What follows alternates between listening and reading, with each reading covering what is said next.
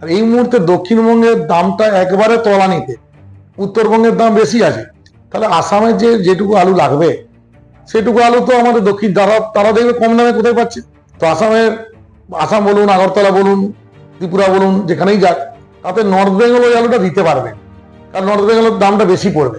আমাদের দক্ষিণবঙ্গ সেই আলুটা কিন্তু দিতে পারবে। তাই আমি আশা করছি বর্তমানে আজ একটা নয়, হয়তো 10টা 15টা র্যাক যেতে পারে। দীর্ঘ 7 বছর পর দক্ষিণবঙ্গের আলু উত্তরবঙ্গ পেরিয়ে যাচ্ছে উত্তর পূর্ব ভারতের রাজ্য আসামে। আজ দক্ষিণবঙ্গের তারকেশ্বর থেকে একটি আলু বোঝাই র্যাক পাড়ি দিচ্ছে আসামে। সূত্রের খবর, 42 বগির ওই ওয়াগনে 37,800 বস্তা আলু লোড করা হয়েছে। জানা যাচ্ছে সবকিছু ঠিক থাকলে আগামী কয়েকদিনের মধ্যেই দক্ষিণবঙ্গ থেকে আরও বেশ কয়েকটি র্যাক লোড হতে পারে, যা গিয়ে পৌঁছে যাবে উত্তর পূর্ব ভারতের রাজ্যগুলিতে। মূলত দক্ষিণবঙ্গের আলুর দাম উত্তরবঙ্গের আলুর দামের চেয়ে কম থাকার কারণেই রেলপথে আলু উত্তরবঙ্গ পেরিয়ে যেতে পারছে উত্তর পূর্ব ভারতের রাজ্যে। এবছর দক্ষিণবঙ্গের আলুর দাম উত্তরবঙ্গের চেয়ে কম থাকার কারণে সারা বছরই ভিন রাজ্যের বাজারে দক্ষিণবঙ্গের আলুর ভালো চাহিদা থাকবে বলে মতামত চন্দ্রকোনা রোডের বিশিষ্ট আলু ও বীজ ব্যবসায়ী বাপি খামরুইয়ের। নমস্কার, আপনারা দেখছেন ইন্ডিয়া পটেটো নিউজ। এই প্রতিবেদনে আজ আমরা কথা বললাম চন্দ্রকোনা রোড জোন আলু বীজ ব্যবসায়ী সমিতির সম্পাদক বাপি খামরুইয়ের সাথে। পাঞ্জাবে ফুড আলুর বাজার দর, বীজের অবস্থা ও ভারতের আলুর সার্বিক পরিস্থিতি নিয়ে কি বলছেন বাপি খামরুই, চলুন শুনে নেব। এই প্রতিবেদনে বাপি খামরুই যা মতামত প্রকাশ করেছেন তা সম্পূর্ণই বাপি বাবুর ব্যক্তিগত মতামত। ওনার ব্যক্তিগত মতামতের ভিত্তিতে আলু ও বীজ কেনা বেচা করলে তার দায়ভার সম্পূর্ণই আপনার একান্তই ব্যক্তিগত। বাপি খামরুইয়ের কোনো মন্তব্যের জন্য ইন্ডিয়া পটেটো নিউজ বা ইন্ডিয়া পটেটো নিউজের কোনো প্রতিনিধি দায়ী থাকবে না। প্রতিবেদনটি নিয়ে আপনার মতামত কমেন্টে লিখতে এবং চ্যানেলটি সাবস্ক্রাইব ফলো করতে ভুলবেন না। বাপিদা নমস্কার। নমস্কার। প্রথমেই আপনাকে অভিনন্দন জানাই যে আপনি আপনাদের চন্দ্রকোনা রোড জোন আলু বীজ ব্যবসায়ী সমিতির সম্পাদক সাহেব হয়েছেন তার জন্য। তো আপনি তো এর আগে মানে বিগত 3 বছর আলু ব্যবসায়ী সমিতির সম্পাদক ছিলেন, তো এখন আলু বীজ ব্যবসায়ী সমিতির সম্পাদক, ব্যাপারটা কি? ব্যাপারটা হচ্ছে, দেখুন, আমাদের চন্দ্রকোনা রোড আলু ব্যবসায়ী সমিতির প্রতি বছরই সাধারণ সভা হয়। আমাদের প্রতি বছর সাধারণ সভা হয়, প্রতি বছরই সভাপতি সম্পাদক নতুন নতুন করে নির্বাচিত করা হয়।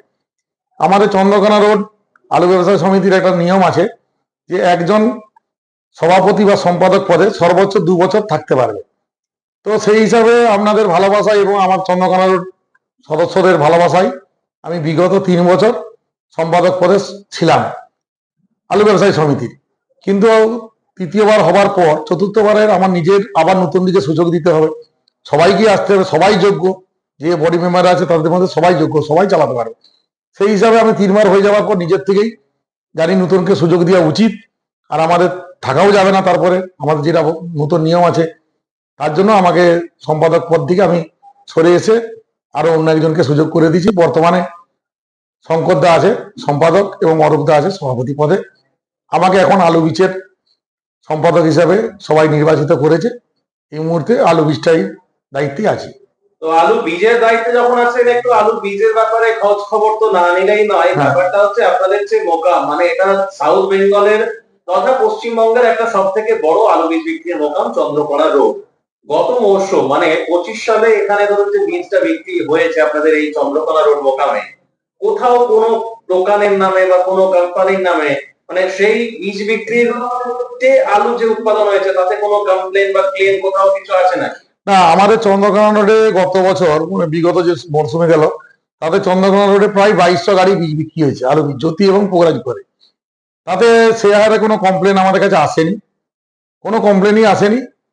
টুকটাক হয়তো সামান্য 2-1টা কোম্পানির হয়তো ফলন একটু কম হয়েছে, কিন্তু ওভারঅল খুব ভালো রেজাল্ট এবছর প্রতিটা কোম্পানিরই। আচ্ছা, আপনার দোকান বা আপনার যে মা দুর্গা আলু ভান্ডার যে প্রতিষ্ঠান বা এখান থেকে টোটাল সারাদিন যা যা দোকান রয়েছে সেখান থেকে বেরোনো বীজের মধ্যে মোটামুটি কিরকম ফলন পেয়েছে চাষিরা? ফলন এভারেজ রেকর্ড ফলন, যেটা আমরা ধারণার বাইরে।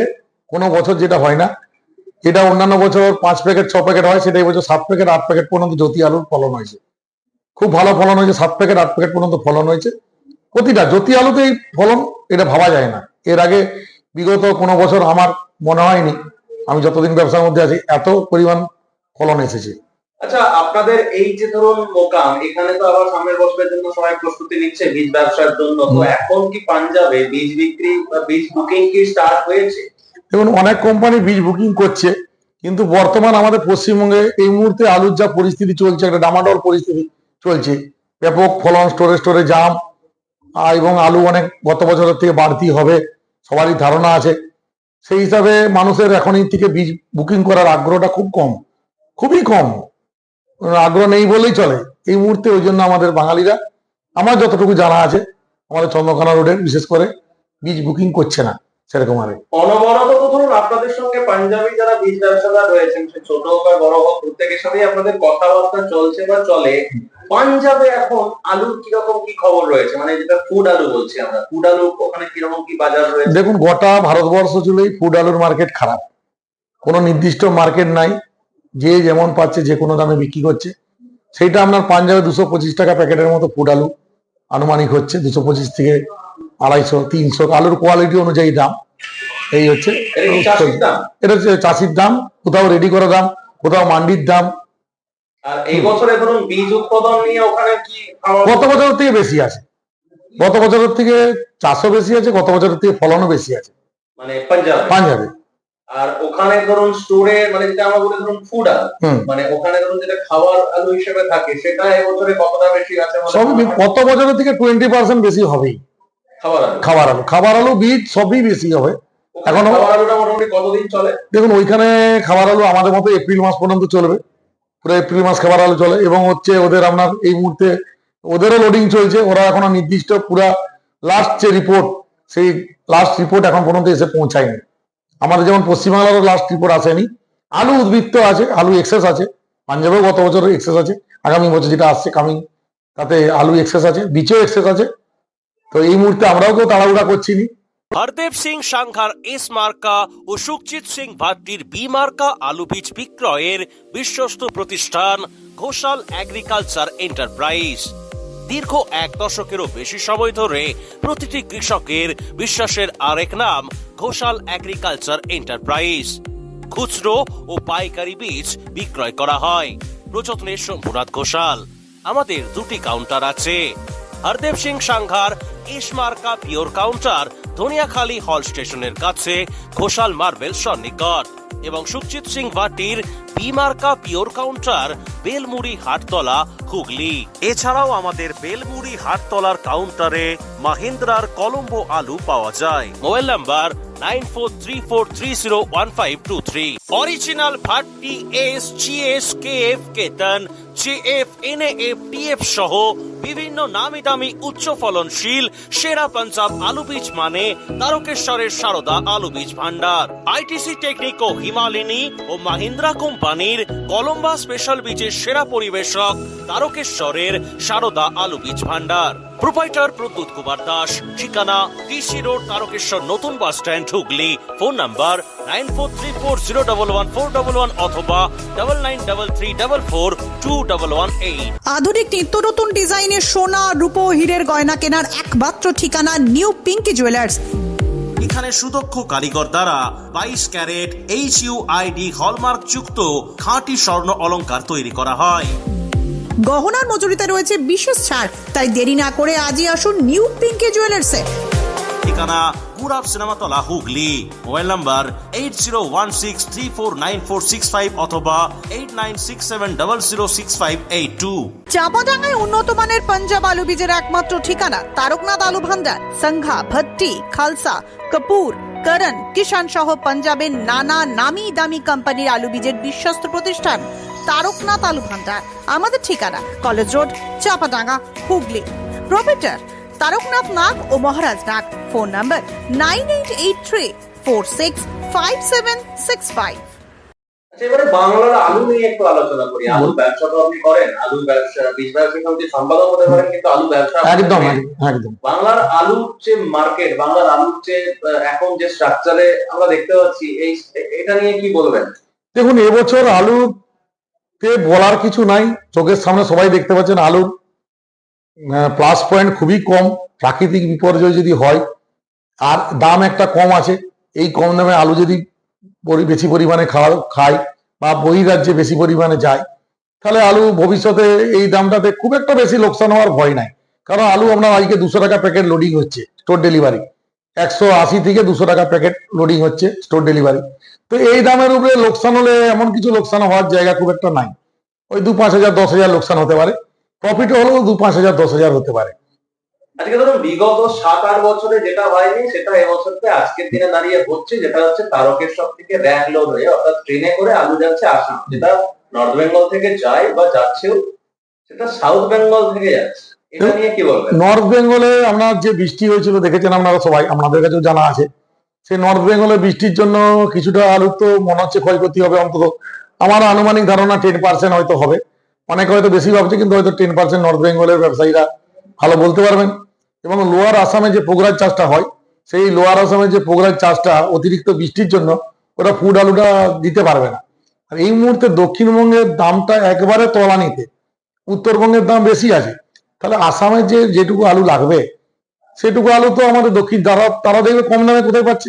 তো আসাম বলুন, আগরতলা বলুন, ত্রিপুরা বলুন, যেখানেই যাক, তাতে নর্থ বেঙ্গল ওই আলুটা দিতে পারবে, কারণ নর্থ বেঙ্গলের দামটা বেশি পড়বে। আমাদের দক্ষিণবঙ্গ সেই আলুটা কিন্তু দিতে পারবে। তাই আমি আশা করছি বর্তমানে আজ একটা নয়, হয়তো 2-10টা 15টা র্যাক যেতে পারে। র্যাক গেলেই যে খুব একটা অবস্থার বিরাট কিছু উন্নতি হয়ে যাবে সেটা হয়তো হবে না, মনে জোর আসতে পারে। কারণ র্যাকে আপনার 40টা বগি যায়, 40টা বগিতে আপনার হয়তো খুব বেশি হলে 40,000 প্যাকেট কি 35,000 প্যাকেট আলু যাবে। কিন্তু আমাদের বাইরের যে আলুটা আছে কিছুটা পরিমাণ আমাদের এখান থেকে নিকাশি হবে।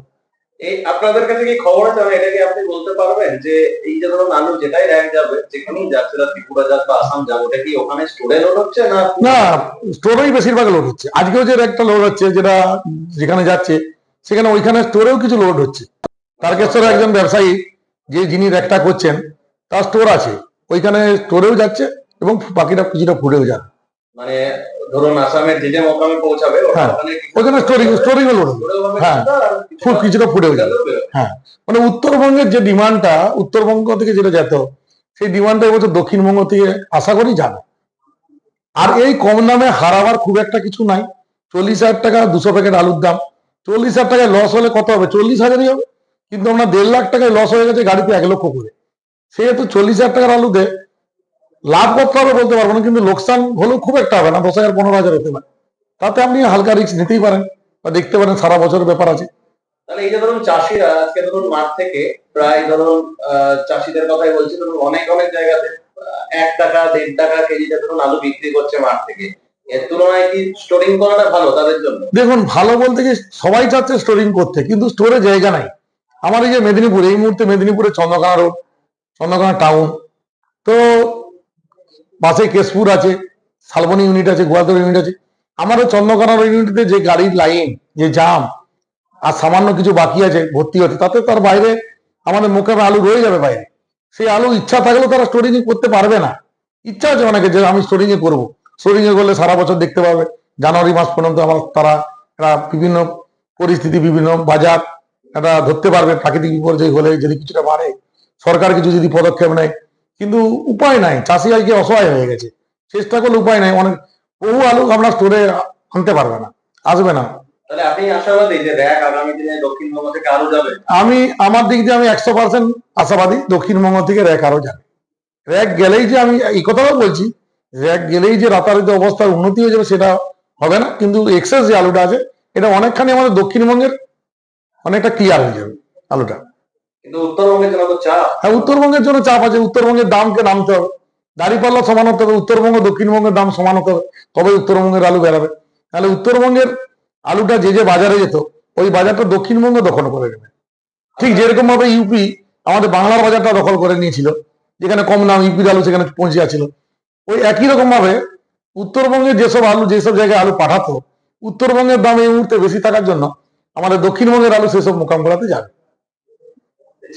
নর্থ ইস্টের অন্যান্য রাজ্যগুলো? হ্যাঁ, অন্যান্য রাজ্যগুলোতে যাবে যদি পাঠাতে পারে।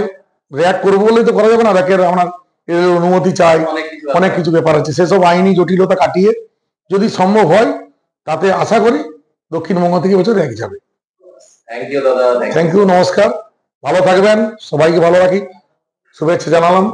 এই আজকের দিনে চাষি ভাই, ব্যবসাদার সবাই অসহায়, সবাই ভালো থাকুন, আজকে এই বিপদের দিনে সবাইকে একসাথে থাকতে হবে, একসাথে লড়তে হবে, কেউ অধৈর্য হবেন না।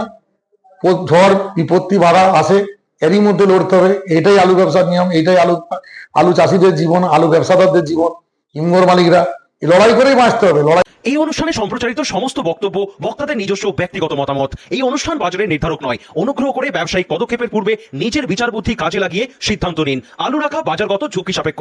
আলু রাখার পূর্বে ইন্ডিয়া পটেটো অ্যাপ থেকে বিগত বছরের লোডিং আনলোডিং রিপোর্ট ও তার পরিপ্রেক্ষিতে আলুর দামের ওঠানামা দেখে নিন।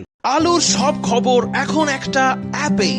আলুর প্রাত্যহিক বাজার দর, আলুর সর্বভারতীয় বাজার দর, আলুর সকালের বাজার দর, লোডিং আনলোডিং রিপোর্ট, বিগত 10 বছরের আলুর তথ্য, সারা ভারতবর্ষের 20,000 আলু চাষী ও ব্যবসায়ীদের তথ্য এখন আপনার হাতের মুঠোয়। প্লে স্টোর থেকে আজই ডাউনলোড করুন India potato market rate app. 2012 সাল থেকে প্রতি মুহূর্তে আপনার সঙ্গে।